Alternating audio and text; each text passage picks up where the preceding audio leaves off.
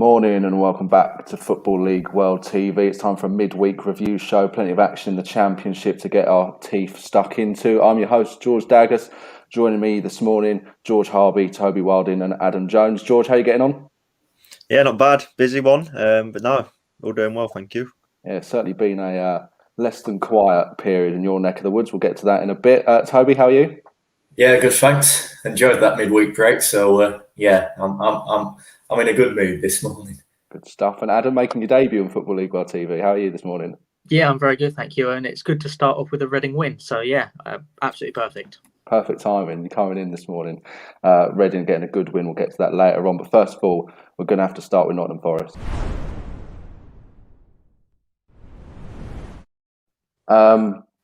Forest. Okay. I feel like we talk about them quite a lot on Football League World TV at the moment. Obviously, George, you were in the sort of live show earlier on this morning looking at Chris Hughton sacking. He's obviously left the City ground. Let's talk about that in a minute, though. Let's talk about the performance yesterday. Last night against Middlesbrough, 2-0 defeat at the City ground.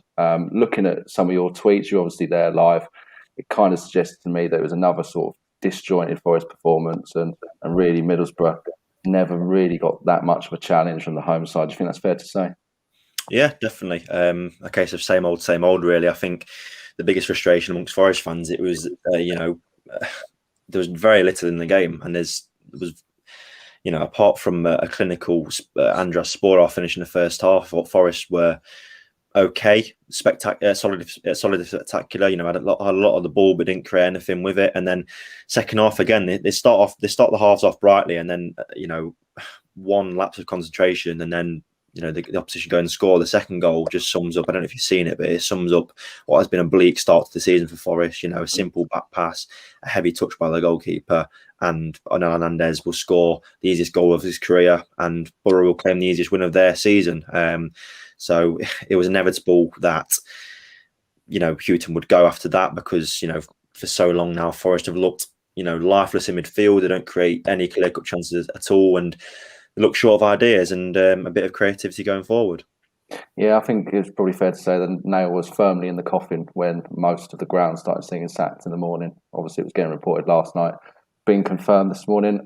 Adam, let's come to you on Chris Hughton. Are you a bit surprised by this, or do you think it's kind of the more surprising thing was how long it's taken for him to go? I mean, it was inevitable, really. I mean, even after the Cardiff City game, you thought he might get sacked here. It was kind of 50-50. But after last night's performance, you're thinking he's definitely toast. Good manager. It just doesn't seem like a right fit to me. I mean, the manager and the board seem to be going in two different directions.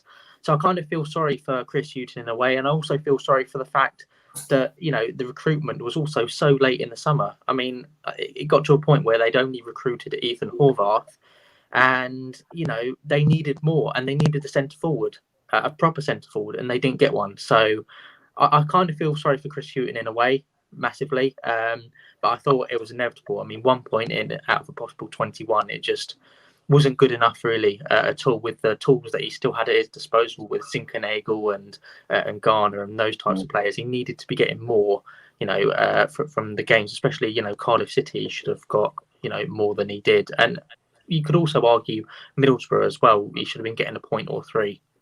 So yeah, it almost seemed inevitable really that he would go.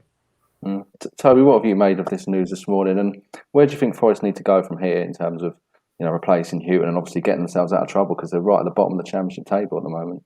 Yeah, I don't think there's a great deal surprising that this news has now come. I think, as we've been saying, the writing has been on the wall for quite some time now. I think even the Cardiff game, especially the fact that Cardiff were able to fight back from that, you think the strong position that Forest have put themselves in going ahead in that game, you still felt as though they were under threat even when they had that lead. And I think when a team is like that, it's sort of inevitable that sooner rather than later a change is going to be made. So obviously that's now happened. That was that was always going to happen. I think things didn't change and there was no sign they were going to.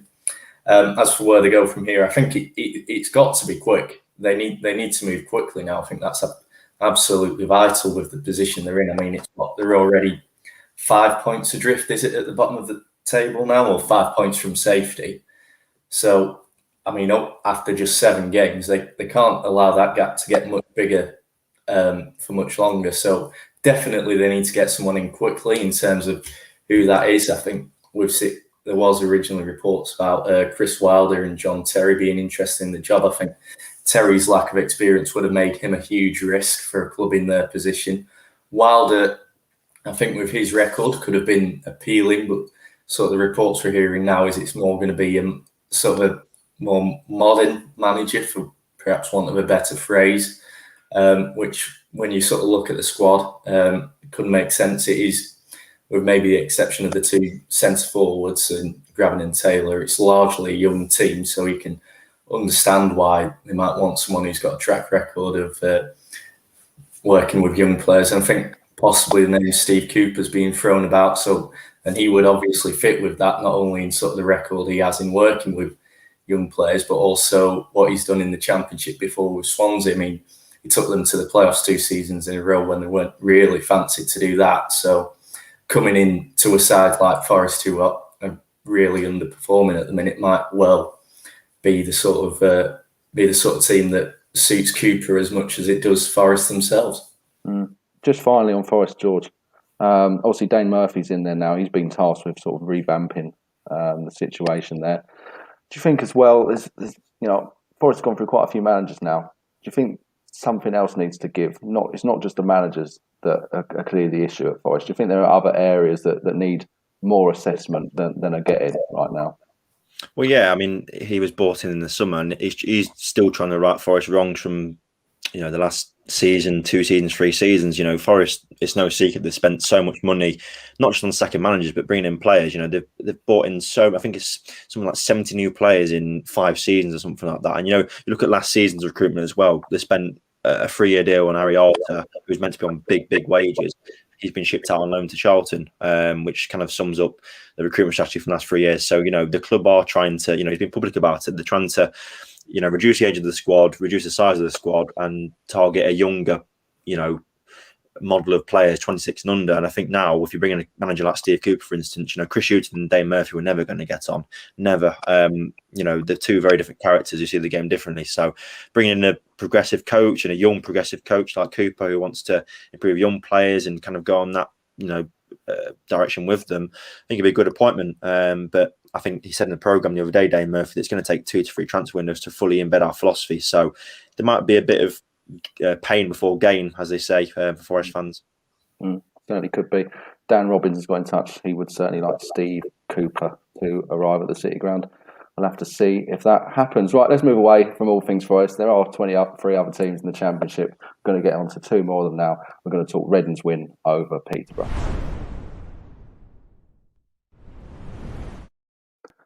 And Adam, we have to come straight to you. Obviously, as we mentioned, good time to make your debut on Football League or TV. Reading coming in on the back of a 3-1 win over Peterborough. First of all, what did you make of the performance from the Royals? Much needed victory, I think it's fair to say as well. I feel bad saying this, but up until the first goal, we were very bad. We didn't look like a team at all, and we looked like the team that had been performing for the last 5-6 games. So yeah, I wasn't really that impressed, but sometimes it just takes that, individual bit of quality, Woodrow for Barnsley and Swift stepping up for Reading and putting us 1-0 up. I've heard that he's got a goalkeeping, not a goalkeeping coach, a free kick coach now. So, you can definitely tell that that's helped, even though he's, pretty good at free kicks anyway. And then Tom Deli-Bashiru, quality 3rd goal. And I think the only real bit of great team work that we really showed, I guess, was the 2nd and the 3rd goals, especially the 2nd goal with Pushkas with the assist for Deli-Bashiru. I think George Pushkas has needed that after such a tough start to the season. I think you can tell that we're missing Lucas Shaw quite a lot. The guy's going to be out until January. And, even though Pushkas has done well up top, we have very limited amount of options, and you can tell that. But yeah, I mean, overall, I wasn't overly impressed with Reading up until the first goal. Then we seem to click into life and have a bit of confidence, and that's what I want to see from Reading straight from the off, on Saturday. And we'll need that against Fulham, otherwise, we're going to get hammered. But I guess at the same time, Peterborough United also made us look good after the first goal, because I expected more from Darren Ferguson's side. So yeah. Whether this result kind of papers over cracks remains to be seen. There were slight improvements in the defence, definitely. And, Deli Bashiru looks like a good option to have in midfield, but we need to work on it now and kind of build on it, because without building on it, this result, doesn't really mean a lot, even though it kind of takes us up to 15th place, which was much needed. But we need to build on this now and put in better performances if we are to get, more results and kind of climb our way up the table, because as things stand, even with the win, we look like we're going to be, fighting in the bottom half of the table at the moment. Let's talk about Tom Deli Bashiru just briefly, Adam. Obviously got the 2 goals in on loan from Watford. Reading have got some good young players, and they've had some good young players coming through in the past. Obviously, he's on Watford's books, but how well can you see him improving under Paunovic this year? Could he be the one that Reading sort of rally around and performance pick up around him this season? I mean, I initially thought that Scott Dan would be the signing of the summer, but I'm thinking Tom Deli Bashiru could do quite a lot this season. He's emerged as perhaps one of our first choice options in the midfield, and considering we have Danny Drinkwater, Josh Laurent and Andy Renomota in there, it just shows how promising he's been. There's still much room for improvement, I think. From Tuesday night's game, we kind of saw 2 sides from him. We saw the sloppy passing and we saw the fantastic finishes. And Veljko Paunovic was saying post-match that it will take him a while to kind of settle in, and it's taken him a month pretty much. So I can only see him improving more, but we need to play him in the middle, because playing him on the right, I think he's wasted there. I think he's much better kind of in the middle of the park, maybe alongside perhaps Drinkwater or Laurent. So yeah, I think he'll be an important player for us. I think his finishes just show that as well. That bit of quality. Even though it was a good team goal for the 3rd goal, some nice link-up play. that individual bit of quality along with John Swift, I think will pay dividends for us, because at the moment we seem to be far too reliant on John Swift. So Deli Bashiru will come in and be a good force for us, and I think he'll improve as time goes on. And only his ACL injury from last season really prevented him from doing well at Watford and kind of starting regularly in their promotion-winning season. So I can see him doing very well at Reading and actually making a real impact in the middle of the park. And that's so important, because if we win our battles in the middle of the park, then we can kind of climb our way up the Championship table. Okay, we'll see how it gets on. As for Peterborough, Toby, tough times continue, don't they? I guess Adam makes a good point that Peterborough were very much in that game before they conceded and went behind. How much of concern do you think their form is at the moment? It's not looking massively great for the Posh at this early stage, at least, is it?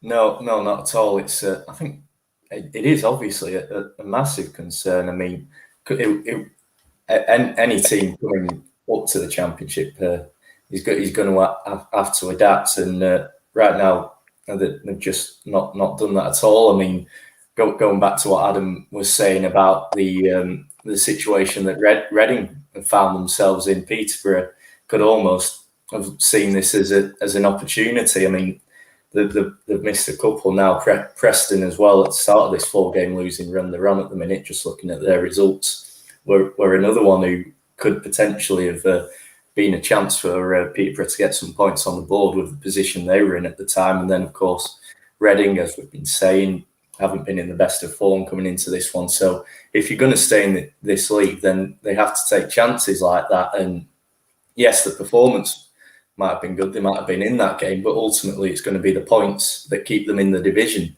And if they're not getting those points from these sorts of games against teams who are sort of out of form or around them in the league table, then they're really going to struggle to be in this division for more than a single season. I think that's a fair assessment. Posh down 23rd after that defeat. Let's move away from that game then. Let's talk Blackburn against Hull. And Toby, we'll stick with you. Now, normally you're covering Blackburn for Football League World, but you were there at Ewood Park as a supporter earlier this week against Hull, and a good win for your team as well. Goals from Daniel Ayala and Ben Brereton. What do you make of the performance for your team? Yeah, I think first of all that scoreline has ended up being really important for Rovers. I think obviously on Saturday we saw Rovers chuck away a 2-0 lead at home to Luton. So to sort of go from that and actually take a 2-0 win is really important to show they can manage those sorts of games. And there was a lot made about the game management after that Luton match, and the really promising sign for Rovers is they seem to learn from it. I mean, the first half was one of the most painful 45 minutes of football I've seen for quite some time. But then second half, Rovers, for all that expectation, that sort of looking at how Hull were coming into this game, you thought this is a really good opportunity for Rovers to get back on track and bounce back after that disappointment of the weekend. And for a time in the second half, they didn't look like doing that. And what was really good to see from a Rovers perspective was the game management. I think there was a sense that Mowbray left it too late with the subs against Luton on Saturday, and that ended up costing them. And speaking even in the press conference after that game, he said they'd already spent half an hour in the dressing room going through what went wrong with that sort of collapse, if you will, and they definitely seem to learn from that. I do wonder if timing of the substitutions was one of the things that was addressed there, because as soon as Hull had a goal offside from Josh McGuinness, I mean, if you ask Grant McCann, he'll tell you that was onside. I haven't actually seen it back myself. But anyway, as soon as that went in, that was only about 10 minutes into the first half, and we saw Mowbray ring the changes. Cadre and Butterworth came on, and the impact they had, the drive they gave Rovers, the connection between, say, Brereton and Diaz up front and the midfield just completely turned the game in Rovers' favour and just unlocked that 5-minute blitz with the goals from Ayala and Brereton that really secured the 3 points for Rovers. As for Hull, what do you make of them, Toby? I mean, it's kind of tailed off already. Obviously, they started fairly decently this season Championship, and it obviously is still early days as well, but they're sitting 21st in the Championship. What did you make of them, seeing them first? Yeah, it was quite underwhelmed with Hull, really. I mean, I know they came into this one sort of, they hadn't scored in the league since the opening day, and obviously they still haven't now, but as I say, with sort of the pressure they were putting on Rovers, what was almost disappointing from their perspective was that you never really felt like they were going to score. Yes, they gave Rovers' defence a lot of work to do, but you never felt like they had the finishing touch to really break that run without a goal, with the exception of that one McGuinness finish that was ruled to be offside. And I think the other thing that strikes me looking back at that game now, obviously I mentioned the game management and the timing of the substitutions from a Rovers perspective, and I think you could almost level that same accusation that you made about Blackburn on Saturday about Hull on Tuesday, because almost as soon as Cadre and Butterworth came on for Blackburn 10 minutes into the second half, you could see in an instant the game had been turned on its head and Rovers were suddenly in the ascendancy. But it wasn't until I think 12 minutes after those two came on and Blackburn had scored both their goals that McCann actually moved to his bench to bring a couple of players on. And I just wonder whether if he had sort of acted quicker to respond to the immediate impact that those two changes had for Blackburn, whether things could have worked out differently on Tuesday night for the Tigers. Certainly difficult times for Hull at the moment. Need to get themselves out of the rut they're in and get themselves up the table. Right, one more game to go in depth in, and that's Stoke against Barnsley. And I particularly enjoyed the scrap towards the end of the game. But we'll get to that in a minute. Let's talk about what happened before that. Stoke went in front via Sam Surridge, and then Cauley Woodrow scored an excellent free kick to give the Tykes parity again. I think as well, Brad Collins particularly impressive in the Barnsley goal. George, just looking at the result, do you think it's probably a better point for Barnsley, just looking at what happened at the weekend as well? Obviously, Barnsley lost at Bournemouth, Stoke beat Huddersfield. It's probably a better point, you'd say, for the Tykes? Yeah, I mean, that's obviously been a bit of a tough run for the Tykes, as you say. You know, they haven't won since the second game of the season. Should have won at QPR if not for a decent, a remarkable turnaround in the end. And obviously, they came undone against a really good Bournemouth at the weekend. So I think it was just a case of just getting something out of the game. They had to dig in there. Looked like Stoke had most of the ball, 61% possession. It looked like two systems, you know, the wing backs and the way they play almost cancelled each other out in the end. But no, I mean, they've clearly got a lot of character to come back and, you know, go and get that equalising goal. I thought Stoke, to be fair, were going to, before the game, I predicted them to win quite comfortably. The incentive of potentially going top if Fulham hadn't have won, which obviously did in the end. And they look a really decent outfit, Stoke. So we give them a lot of confidence going forward. But obviously that, you know, they've managed to, get a decent point at the Bet365 Stadium, and hopefully now with a few, home games coming up, they can go and use that momentum and get a few more wins on the board. And as for the end of the game, a little bit of a kerfuffle on the side of the pitch. Obviously, I think it was over a ball not getting returned quick enough. Marcus Schopp seemed to be dilly-dallying on it, I suppose you could say. Stoke assistant Dean Holden, Rory Delap, and Barnsley assistant Joseph Laumann, all getting a red card for their efforts. Adam, what do you make of that towards the end of the game? It looked very nasty from the footage that I saw. Usually there's, like a little bit of pushing and shoving, but this looks quite intense to me. So I can't see either of them really escaping without some sort of retrospective punishment for that, because, the failure to control their, they kind of, both of them, failed to control their players and their coaching staff at the end of the day. I saw there was an interesting part actually from Marcus Schopp after the Bournemouth game with Philip Billing and Ben Williams, where Billing had gone in on Williams and injured him, and Schopp kind of criticised his players, saying they needed to be more wise in terms of red cards and that sort of thing.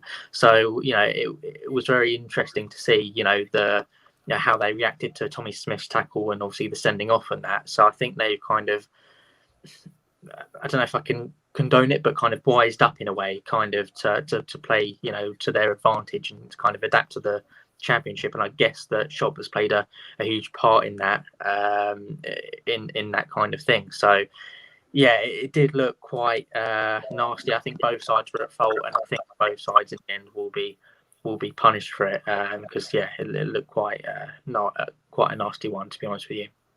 Certainly was. I quite enjoyed Michael O'Neill sprinting out of the way as quickly as he could as well. Didn't have any interest in getting involved. Fair play to him. That's Stoke won, Barnsley won last night. All right, just before we go, just going to round up a couple of other interesting results that we've seen in midweek in the Championship. We've had a couple of commentary related comments coming as well from the guys at Sky Blues Fan TV. Great win for Cov City. First half superb, best we played in ages. Obviously beat Cardiff last night. Victor Gyökeres is on fire. I think that's fair enough to say. And the guys at Sky CCFC as well. Cov City, a dynamic in attack. Just wish we'd score more. Joy to watch. Looking forward to Saturday. Toby, Victor Gyökeres, unbelievable, isn't he?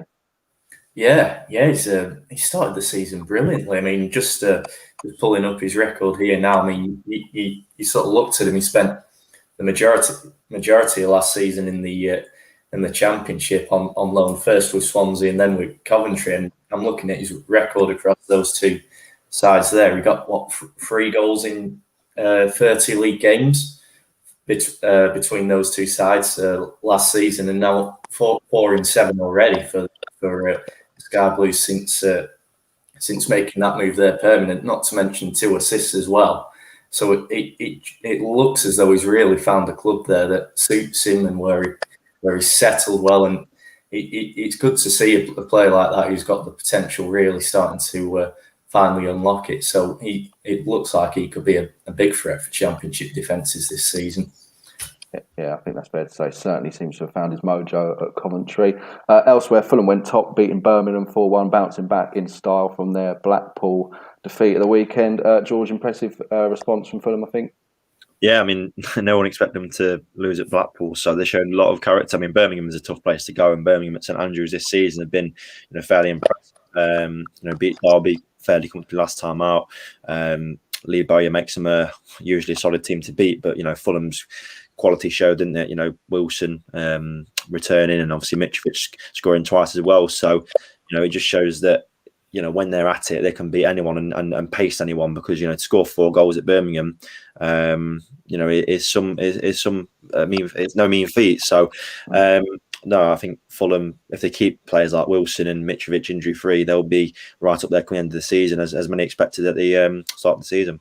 Yeah, I think that's fair to say. So Fulham going top. Obviously, West Brom had the chance but could only draw at home to Derby. Adam, that's a good result though for Rams, particularly given the fact that there's a points deduction on the way for them. Yeah, I mean, every point counts at this stage of the season. So it's a good result for Wayne Rooney's side. I know that, West Brom had enough chances to win it, for sure.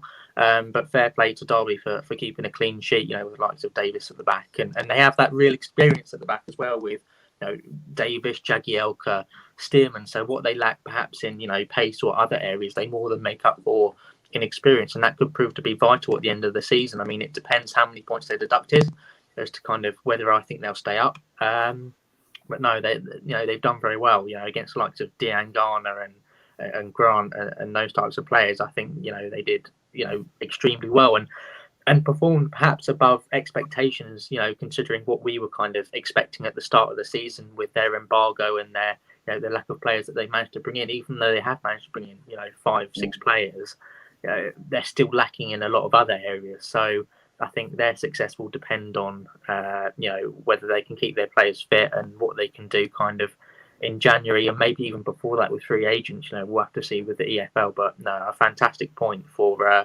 Wayne Rooney's side, and I think it's definitely, gives them something to build on. That's the main thing that they needed. They didn't need to be hammered, the Hawthorns, because that would have destroyed their confidence. But even the draw will boost confidence, quite a lot. So I thought, I think it was just as important as a win, that getting a draw. And as I said, every point counts, even at this stage of the season. So, well done to the Rams for that performance. Yeah, very good point at the Hawthorns for them. And finally, Toby, just before we go, Huddersfield beating Blackpool 3-0, back to winning ways for the Terriers. Blackpool, unfortunately, coming back down to earth with a bit of a bump after their win over Fulham. Yeah, that's a really good result for Huddersfield. I think, they've probably exceeded anyone's expectations at the start of the season, after how they finished last year. So to keep that going, that's really important for them, especially when Blackpool should have been going into that one that sort of absolutely brimming with confidence after what they did to Fulham at the weekend. So for Huddersfield to do that, and also the nature of that scoreline, I mean, you're looking now, it was sort of 3 goals in 15 minutes. So that's sort of a real warning to the Championship that Huddersfield this season, they look like a side who can really just sort of hit the gas and do a lot of damage to teams in not too long. So suddenly, from being one who perhaps many thought were going to be right down the bottom this season, they now look like a team who could really cause problems for plenty in the Championship this season. Certainly going well under Carlos Corberán this season.